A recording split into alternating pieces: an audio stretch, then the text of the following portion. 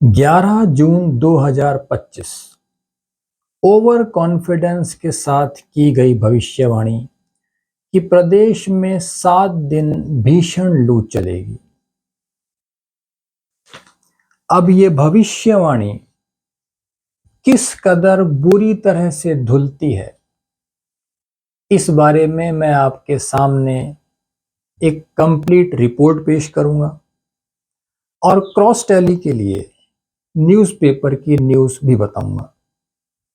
आप बोर्ड पर देखिए, वेदर रिपोर्ट राजस्थान के अजमेर शहर से। खबर छपने के केवल 2 दिन बाद ही 13 जून को दिन में काले बादल छाए और लगभग 1:30 बजे बूंदाबांदी हुई। 3:30 से 4 बजे के बीच अच्छी बरसात हुई और उसमें कुछ देर तेज बारिश भी हुई। 14 जून शाम 4:45 के बाद से ठंडी हवाएं लगभग 5:45 पर हल्की और बाद में बढ़िया बारिश। आप रिपोर्ट की छोड़िए, मैं बारिश में नहाया हूं। 15 जून 3:30 बजे फुहारे शुरू और उसके बाद रात तक मौसम खुशनुमा। 16 जून सुबह 9:15 बजे बादल छाए, खुशनुमा हवाएं और शाम को 6 बजे से 7:45 तक लगातार बढ़िया बरसात हुई है और रात 1:30 बजे तक रिमझिम रिमझिम पानी बरसा है। 17 जून शाम लगभग 5 बजे फुहारे और उसके बाद सूर्य देवता के दर्शन भी नहीं हुए। रात 7:45 से 8:59 मेरे मोबाइल फोन के हिसाब से बूंदाबांदी। और 18 जून सुबह बादलों से भरी हुई, ना गर्मी ना उमस, खुशनुमा ठंडी हवाएं और उसके बाद भी बारिश का दौर जारी है। अब आप क्रॉस टैली के लिए न्यूज़पेपर की न्यूज़ देख सकते हैं।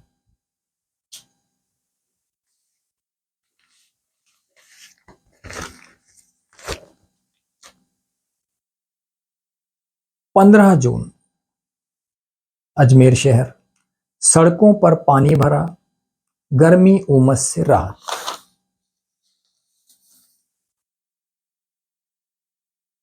15 जून की ही ये रिपोर्ट है अजमेर की, बाकायदा पानी भरा हुआ है।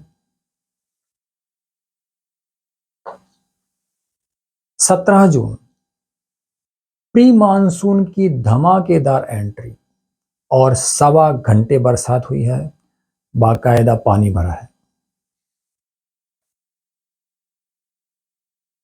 18 जून पुष्कर सरोवर का जल स्तर 10 फीट से ऊपर पहुंचा। 18 जून बादलों की बाहों में उदयपुर, मानसून दहलीज पर। पिलानी और अजमेर से बरसात की न्यूज़ है और अजमेर में आना सागर की ये तस्वीर है। और अंत में 2 झरने ही चल पड़े, मानसून की धमक, 7 दिन पहले ही मानसून की एंट्री। अब कंसेप्ट यह है कि इतनी सारी मेहनत मैंने इसलिए की क्योंकि ये मेरा अखबार है, जिस तरह से ये देश मेरा है। और अगर किसी भी कारण से मेरे इस अखबार की इमेज डाउन होती है तो एक शुभ चिंतक के नाते उसे आगाह करना मैं अपना फर्ज समझता हूं। देखिए, जनता आप पर विश्वास करती है, आपको फॉलो करती है। आपकी इस न्यूज़ से बेफिक्र होकर मैं आपको रियल लाइफ एग्जाम्पल्स के बिहाफ पर बता रहा हूं कि लोग बड़े आराम से अपने बिस्तर वगैरह धूप दिखाने के लिए छत पर डालकर ऑफिस चले गए और वो शाम तक पानी में पूरी तरह तरबतर। ढेरों कपड़े धोकर धूप में सुखाकर चले गए और शाम तक वो सब भीग गए। कहीं लोगों के पांडाल गिरे हैं, कहीं दूसरी व्यवस्थाएं चौपट हुई हैं। मौसम साफ रहेगा ये सोचकर लोगों ने अपने घरों के काम शुरू करवा दिए और उनका माल मटेरियल पैसा सब खराब हुआ। देखिए कहीं ना कहीं लोगों के साथ धोखा हुआ ना। बस मैं आपको यही बात समझाना चाहता हूं कि इस तरह की भविष्यवाणियों से जनता का कहीं भी अहित ना हो। ऐसी ही एक भविष्यवाणी 9 फरवरी के अखबार में छपी थी कि इस साल बसंत आएगा ही नहीं और फरवरी के अंत तक तापमान 40 डिग्री से ऊपर जाएगा। मगर यकीन मानिए उसके बाद मौसम में जबरदस्त उतार चढ़ाव हुए हैं और घर घर में लोग बीमार पड़े हैं, क्योंकि वो समझ ही नहीं पा रहे थे कि एक्चुअल में हो क्या रहा है। इसलिए इस बारे में YouTube के मैनेजिंग मेंबर्स से मेरी एक रिक्वेस्ट है कि आप भले ही मेरा वीडियो पब्लिक तक ना पहुंचाएं, मगर उन लोगों के नोटिफिकेशन में भेज दीजिए जिन तक मैं अपनी बात पहुंचाना चाहता हूं, अखबार और एक्सपर्ट। अब आप कुछ कंसेप्ट समझिए।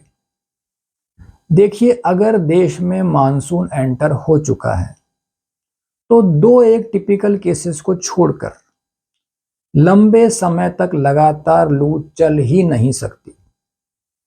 अगर गर्मी तेज पड़ेगी तो मानसून खींचेगा और बरसात होगी, जो कि हुई भी है। दूसरी बात कि इस दौरान जो गर्मी पड़ी है वो उमस वाली गर्मी पड़ी है, जिसमें पूरे शरीर से बार बार पसीना निकलता है और ऐसे में बारिश की संभावना बनती है। इसके साथ ही अगर हमारे गले वाले पोर्शन से बार बार पसीना निकलता है, वो तरबतर होता है, तो 99.9% केसेस में बरसात होती है, जो हुई भी है। अब अगर गंगानगर की बात की जाए तो देखिए वहां के लोगों के प्रति मेरी सहानुभूति है। वहां गर्मी तेज पड़ी, मगर कंसेप्ट यह है कि केवल गंगानगर के बिहाफ पर हम पूरे प्रदेश को कंसीडर नहीं कर सकते। प्रदेश को कंसीडर किस बिहाफ पर किया जा सकता है उसका आप प्रमाण देखिए।